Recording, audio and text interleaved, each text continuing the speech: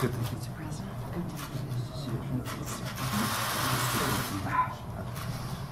Well, thank you very much, everybody. It was a very important day for our country in a lot of ways, but before we begin, we have another important subject.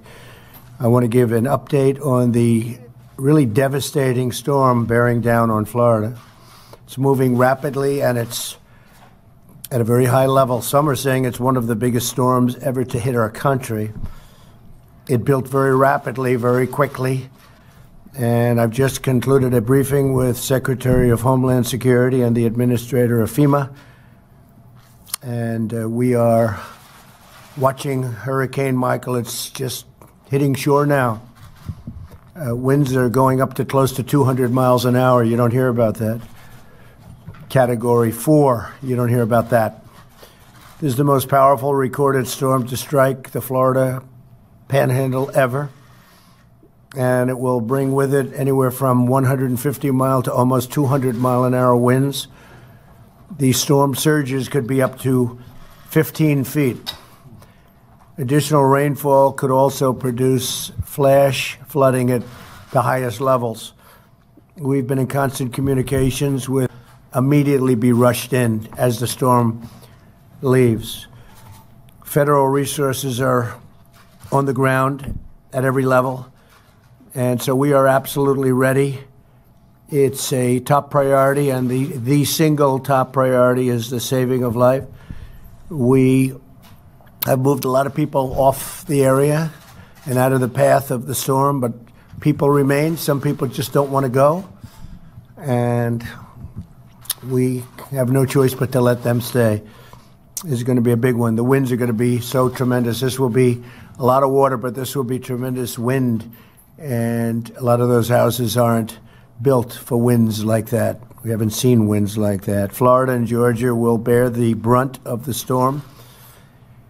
However, Hurricane Michael, as it's called, is expected to bring very, very considerable rainfall to North and South Carolina in addition. And I just left there, and they had a tremendous storm, as you know.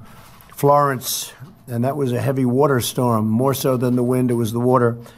And now, unfortunately, North and South Carolina are going to be getting some additional water as it dries out, and here comes some more water. So it's a tough situation, but we're with them. We're with Georgia, we're with Florida, we're with Alabama. Everybody that's going to be hit, we have covered. And I just say, God bless everyone, because it's going to be a rough one. It's going to be a very dangerous one. My administration will continue to provide updates and information as it becomes available. We're here today on a very different subject, and that's the issue of really, to me, vital importance. It's been from day one of the administration. It's the well-being of every American, the price of prescription drugs. It's way out of whack. It's way too high. I've been talking about it for a long time, long before I ever decided to run for president. You look at prices in our country, and for the exact same drug in other countries, it's much lower. Exact same, made in the same plant by the same company. And I said, what's going on? We have middleman problems. We have a lot of other problems. Well, we're ending many of those problems today, and we're going to end them based on what we're signing today. 2 bills. We'll be able to do additional things, Mr. Secretary, over the coming, actually months, as opposed to years. And we're going to see drug prices not only not go up, but come down. So today I'm thrilled to sign 2 bills that will lower the cost of prescription drugs. It's the Know the Lowest Price Act of 2018 and the Patient Right to Know Drug Prices Act. And obviously, based on the name, you can tell that this gives people knowledge as to prices at different locations, where to buy the drugs. That will have an immediate impact, too. It's called the law of supply and demand. Pretty simple, but we didn't have that. They didn't want to have that. A lot of people didn't want to have that, but now we have it, and it's going to really drive prices. Earlier this year, I released our drug pricing blueprint, setting out a new agenda to drive down the drug prices for all Americans. Within a week of announcing the blueprint, my administration began to crack down on so-called gag clauses in Medicare Part D plans. You all know what that is. These clauses prevent pharmacists from telling patients about more affordable options for prescription drugs. Today, Congress is building on my administration's actions with legislation, very strong legislation, to completely end these unjust gag clauses once and for all. Our great citizens deserve to know the lowest price available at our pharmacies, and now that is what they will be getting. They'll be able to see pricing, they'll be able to see where they should go, and as they start leaving certain pharmacies, those pharmacies will be dropping their prices. I'd like to thank Senator Susan Collins for her incredible leadership on this legislation, and I haven't seen you in a few days. I want to also thank you for some of the most beautiful words. It was incredible, admired by everybody. Thank you, Susan. Really amazing. Thank you very much. And I'd also like to recognize Senator Lamar Alexander, my friend, Senator Bill Cassidy, my friend, Senator Debbie Stabenow, who I don't know, but someday she'll be a friend, and somebody that's really worked hard. I've heard this for a long time, Representative Buddy Carter. Really worked. Thank you, Buddy. Also, of course, I'd like to thank Secretary of Health and Human Services, Alex Azar, extraordinary person. And he knows the industry better than anybody because he was very successful in the industry. Only 100 days after releasing my drug pricing blueprint, 15 drug companies reduced their list prices, rolled back price increases, or froze their prices for the rest of the year. And I think you probably remember a month ago when I called at the request of Alex Azar, I called Pfizer, Novartis, couple of others, and they had announced drug price increases fairly substantial, and I said, can't do that, we're going down, we're not going up. That's probably when I first realized the power of the presidency, because they all ended that increase. You saw that, Bill. You've never seen that one before. But they all said, sir, we're not going to increase. And they put out notices that the increase will not take effect. And I said, boy, this is a powerful position. But it was really at the behest of the secretary, and we've kept him down, but we're now going to watch him go actually down. We've increased competition and reduced regulations to deliver medicine to patients faster and cheaper. We've massively sped up the FDA approval process. Last year, the FDA approved more than 1,000 low-cost generics, the most in its history. We've never done anything like that, saving America almost $9 billion in the first year of my administration. It's a very important thing for us, and I can tell you this has been a priority from day one. We took action to stop hospitals from overcharging seniors on Medicare, which will save them hundreds of millions of dollars on drug payments in this year alone. We've given Medicare Part D plans new tools to negotiate lower prices for more drugs. Thanks to our actions to increase competition and drive down costs, average Medicare Part D premiums will start to substantially decline for the second year in a row. We've already gotten it down a lot, but now it's going to go down with what we're doing today and what we've done over the last couple of months. Further, I've directed my administration to confront the global freeloading of U.S. taxpayers. Foreign countries extort lower prices from U.S. drug makers for their citizens, subsidized by higher cost prices for American citizens. All research and development and everything is borne by our country, and other countries are not asked to, pick up their fair share. It's called welcome to the game, because on whether it's trade or military or so many other things, they do the same thing, but it will all stop. We're also taking dramatic action to make health insurance more affordable. We're allowing Americans to pool their resources to buy better health care for less money through association health plans, and that's really taken off.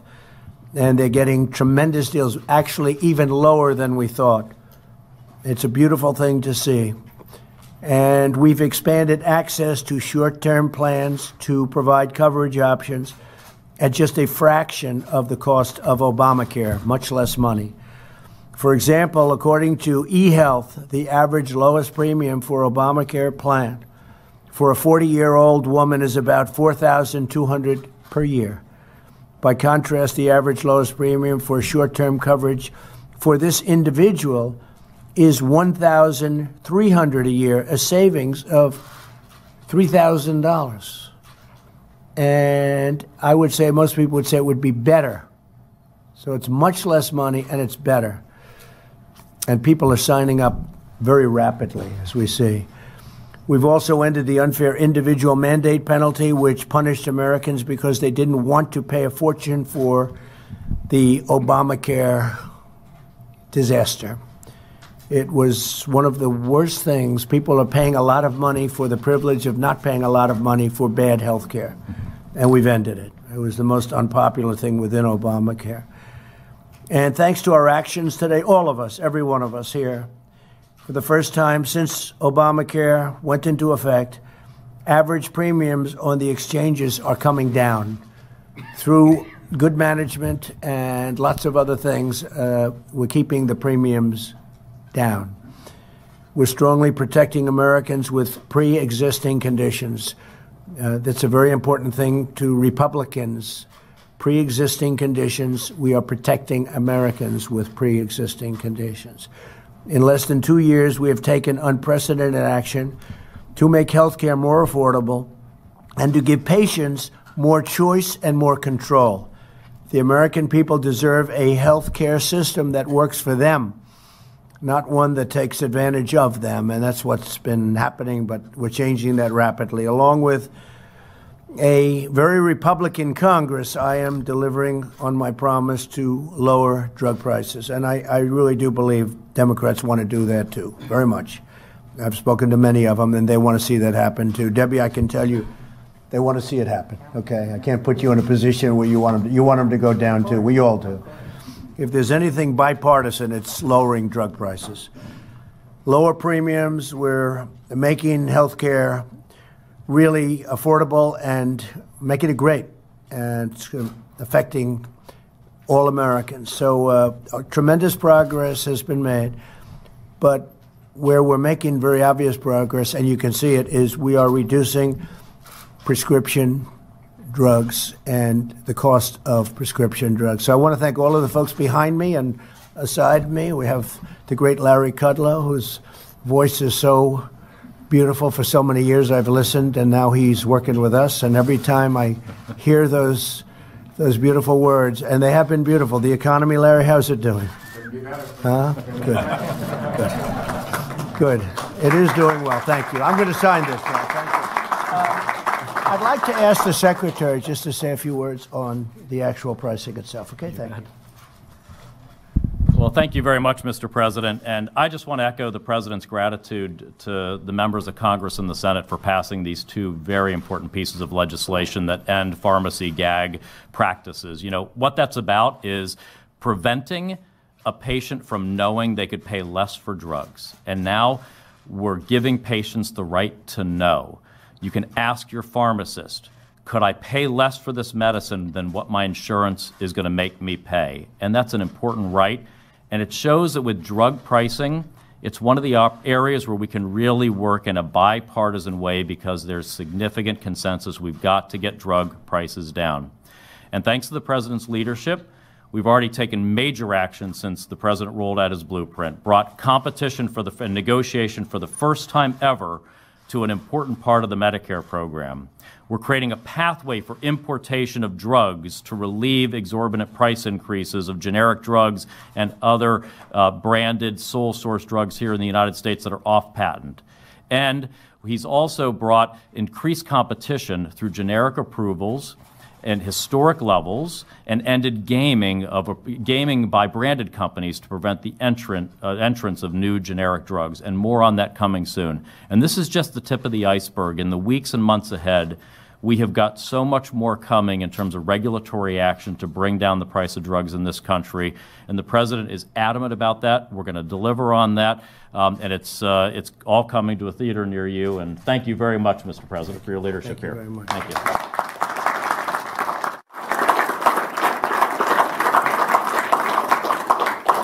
Thank you very much. It's been long in the making.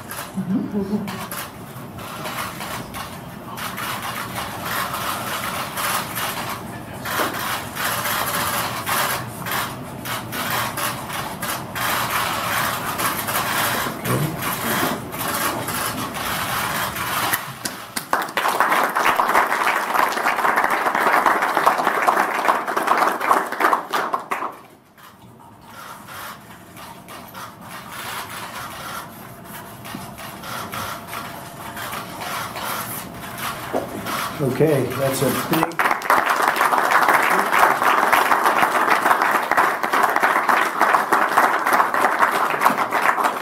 Mr. President, given the gravity of the storm, do you think it's appropriate to go on a campaign trip tonight, sir? Well, I hear they have thousands of people lined up, and so we are in a little bit of a quagmire. I don't want to disappoint people. They've gotten there. Some people were staying. They got there last night.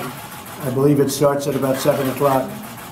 Going to Pennsylvania, so we'll probably go, because what are you going to do, tell thousands of people that have been waiting there all night that we're not coming? That's not fair either. So it's a very, but we have it's a very difficult situation actually. We have our people ready.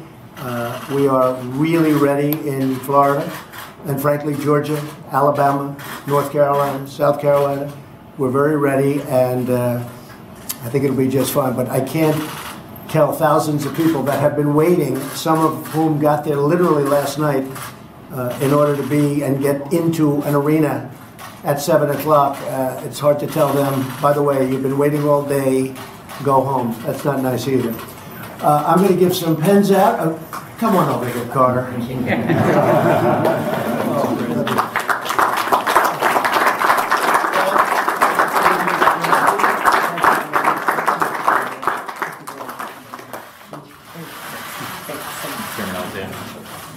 Lamar, thank you very much. And we have a few, come on over here, Mr. Secretary. Who's back here? He deserves it, huh?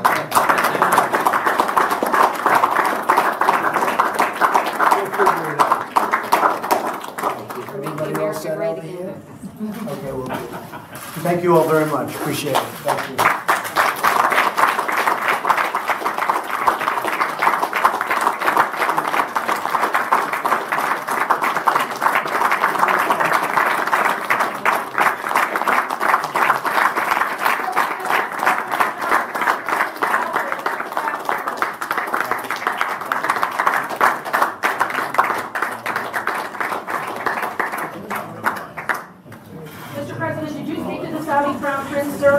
Or only staff? We're going to have a comment on that very soon. And we are very disappointed to see what's going on. We don't like it. We don't like it at all.